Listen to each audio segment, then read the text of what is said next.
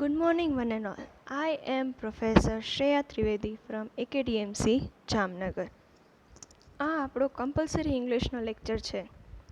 જે લોકોને compulsory English છે SYBA કમ્પલસરી ઇંગ્લિશ એટલે કે foundation course in English sem 4 છે એ લોકો માટેના લેક્ચર છે. આની પહેલાં આપણે ઘણા બધા જ લેક્ચર્સ થઈ ચૂક્યા છે કે જેમાં આપણે સ્ટાર્ટિંગ જ સિલેબસથી કર્યું હતું. After that, we have started one of the grammar topic that is direct indirect speech. આજે આપણે એનું થોડુંક રિવિઝન કરીએ જેથી કરીને જે આગળનું છે એ ભૂલાય નહીં અને થોડુંક જેને ના સમજાણું હોય એ થોડુંક વધારે સારી રીતે સમજાઈ જાય. ડાયરેક્ટ અને indirect speech are two different ways to repeat the words of a person કે જે એક માણસે શબ્દો બોલેલા છે એ વસ્તુ રિપીટ કરવાના અલગ અલગ પ્રકાર છે. એ પ્રકારને આપણે ડાયરેક્ટ ઓર ઇનડાયરેક્ટ સ્પીચ કહીએ છીએ.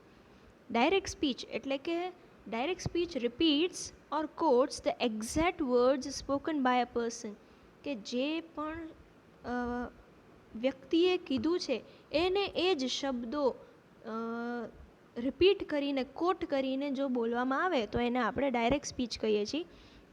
For example, my friend said to me I am late today. Indirect speech શું છે? Indirect speech is also known as a reported speech or indirect narration. In grammar, when you report someone else's statement in your own words without changing in the meaning of the statement, it is called indirect speech. એને એ વસ્તુ જે માણસે બોલેલી છે, જે વ્યક્તિએ બોલેલી છે, શબ્દોમાં ફેરફાર પણ મીનિંગ એનો એ જ રહે તો એને આપણે ઇનડાયરેક્ટ સ્પીચ ઓર ઇનડાયરેક્ટ નેરેશન ઓર રિપોર્ટેડ સ્પીચ કહીએ છીએ. For example, my friend told me that he was late that day. એના પછી આપણે અમુક રૂલ્સ જોયા હતા કે how to change the tenses in what we can say the direct from indirect. Okay, એમાં અમુક રૂલ્સ છે જેમાં પહેલું છે રિપોર્ટિંગ વર્બ તરીકે સેડ હોય તો સેડ જ રહે, જ્યારે સેડ ટુ હોય તો ટોલ્ડ થઈ જાય અને વાક્યના ભાવ મુજબ તમે ટોલ્ડની જગ્યાએ સ્ટેટેડ, આન્સર્ડ ઓર રિપ્લાઇડ જેવા પણ શબ્દો પણ વાપરી શકો છો. કન્જંક્શન્સ તરીકે ધેટ વાપરવું, કોમા તથા ઇન્વર્ટેડ કોમા દૂર થાય છે. બરાબર, જ્યારે સેન્ટેન્સ જોડીએ છીએ ત્યારે ધેટ લગાડવામાં આવે છે અને કોમા ઇન્વર્ટેડ કોમા દૂર થાય છે. ટેન્સીસ, પ્રોનાઉન્સ તથા સ્પેશિયલ વર્ડ્સને લગતા ફેરફારો નિયમ અનુસાર થશે. જે ટેન્સીસ છે, પ્રોનાઉન્સ છે, સ્પેશિયલ વર્ડ્સ છે એ according to rules and regulations એ ચેન્જ થશે. હવે ટેન્સ કઈ રીતે ચેન્જ કરવા? સિમ્પલ પ્રેઝન્ટ હોય તો સિમ્પલ પાસ્ટ થશે, પ્રેઝન્ટ કન્ટિન્યુઅસ હોય તો પાસ્ટ કન્ટિન્યુઅસ થશે, પ્રેઝન્ટ પરફેક્ટ હોય તો પાસ્ટ પરફેક્ટ, સિમ્પલ પાસ્ટ હોય તો પાસ્ટ પરફેક્ટ, પાસ્ટ કન્ટિન્યુઅસ હોય તો past perfect continuous, past perfect હોય તો કોઈ પણ જાતનો ચેન્જ થશે નહીં, શેલ ઓર વિલ હોય તો વુડ, કેન હોય તો કુડ, મે હોય તો માઇટ, મસ્ટ હોય તો હેડ ટુ, ડુ ઓર ડઝ હોય તો ડીડ. આ અમુક એક્ઝામ્પલ્સ છે. એકાદ એક્ઝામ્પલ આપણે લઈએ. She said to me Akshay studies in TY BCom. Okay, said to છે એટલે ટોલ્ડ થઈ જશે, સ્ટડીઝ છે એટલે સિમ્પલ પ્રેઝન્ટ છે એટલે સિમ્પલ પાસ્ટ કરી નાખવાનું. She told me that Akshay studied in TY BCom. એવા આમાં ઘણા બધા એક્ઝામ્પલ્સ છે જે આપણે જોયા છે. હવે આપણે ચેન્જ ઇન પ્રોનાઉન જોઈએ કે પ્રોનાઉન કઈ રીતે ચેન્જ કરવા. જ્યારે રિપોર્ટેડ સ્પીચમાં રહેલા પહેલા પુરુષના સર્વનામો એટલે કે આઈ, મી, માય, વી, અસ, અવ વગેરે હોય ત્યારે રિપોર્ટરને ધ્યાનમાં રાખીને એટલે કે જે બોલે છે એને ધ્યાનમાં રાખીને આપણે પ્રોનાઉનમાં ફેરફાર કરવાના. એવી જ રીતના જ્યારે રિપોર્ટેડ સ્પીચમાં રહેલા બીજા પુરુષના સર્વનામો એટલે યુ, યોર વગેરે હોય ત્યારે તેને લિસનરને ધ્યાનમાં રાખીને એટલે કે જે સાંભળે છે, જેને કહેવામાં આવે છે એના પુરુષમાં બદલવાના રહેશે. એટલે એના અકોર્ડિંગલી તમારે પ્રોનાઉન્સ ચેન્જ કરવાના. જ્યારે રિપોર્ટેડ સ્પીચમાં રહેલા ત્રીજા પુરુષ એટલે કે he, him, his, she, her, it, they, them, their વગેરે હોય ત્યારે તેમાં કશોય ફેરફાર થતો નથી. ઓકે, એક્ઝામ્પલ આપણે જોયું, આ નીચે તમે જોઈ શકો છો.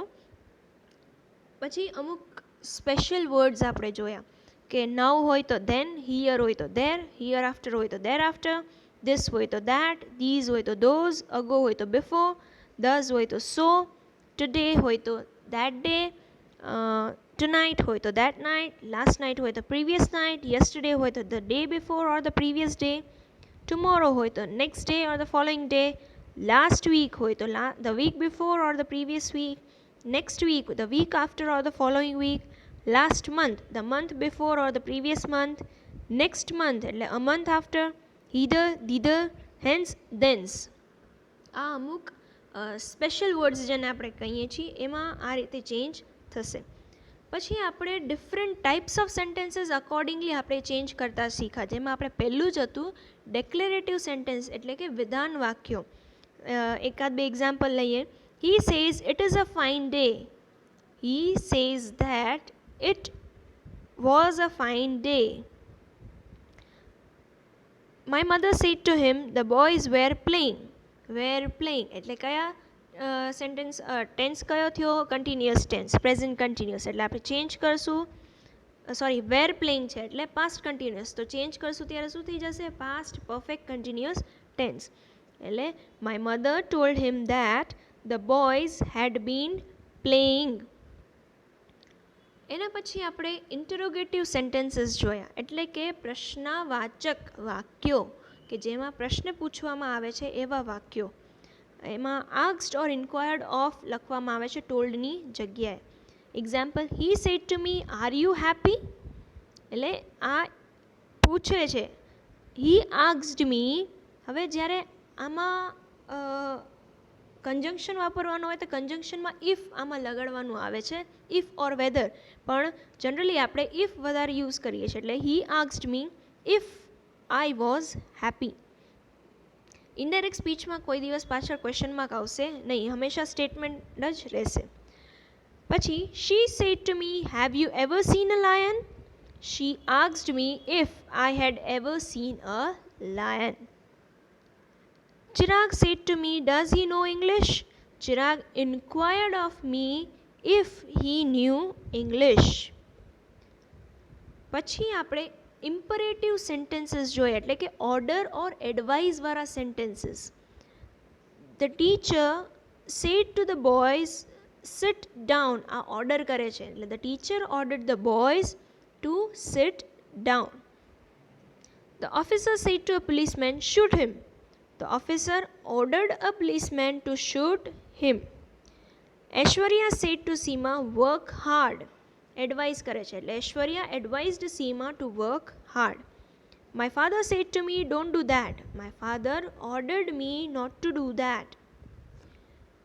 પછી આપણે exclamatory sentences જોયા. He said to me, how well you look. He exclaimed that I looked very well. Okay, exclaimed છે. The old woman said, alas, I am ruined. એટલે sorrow છે એટલે the old man exclaimed with sorrow that she was ruined. પછી છે they said, hooray, we have won the match. They exclaimed with joy that they have won the match. She exclaimed, what a beautiful garden it is. એટલે she exclaimed with surprise that it was really a beautiful garden. પછી છે optative sentences, prayed or wished. She said to me, may God bless you. She prayed for me that God bless me Osama. I said to him, may you prosper. I wished that he might prosper. Kavita said, Ronak said, Kavita, happy birthday. Ronak wished happy birthday to Kavita. અને sentences with let એટલે proposed હોય, requested હોય કે suggested હોય, એની આરે might be allowed to લગાવવાનું. I said, let us go. I proposed that we should go. She said, let us have some cold drinks. She suggested that we should have some cold drinks. The boy said, let me come in, sir. The boy requested that he might be allowed to come in. આ હતા થોડાક examples. My father said, I am tired. My father said that he was tired. She said to me, where are you going? She asked me where I was going. Komal said, "Please, sir, explain this poem." Komal requested the sir to explain that poem. Mother said to me, "May God bless you." Mother prayed for me that God might bless me. My sister said, "Let's play some games." My sister proposed that we should play some games. આ હતા આપણા direct ઇનડાયરેક્ટના revision હતું આપણે કરેલું. Next લેક્ચરમાં નવો એક grammar topic લઈને આવશું. સો ટિલ દેન પ્રેક્ટિસ કરો ત્યાં સુધી કે જેથી કરીને તમને ડાયરેક્ટ સ્પીચમાં કોઈ વાંધો ના પડે. We will meet surely in the next lecture with a new topic. Till then, have a good day, be safe, and yes, have a nice day. Thank you.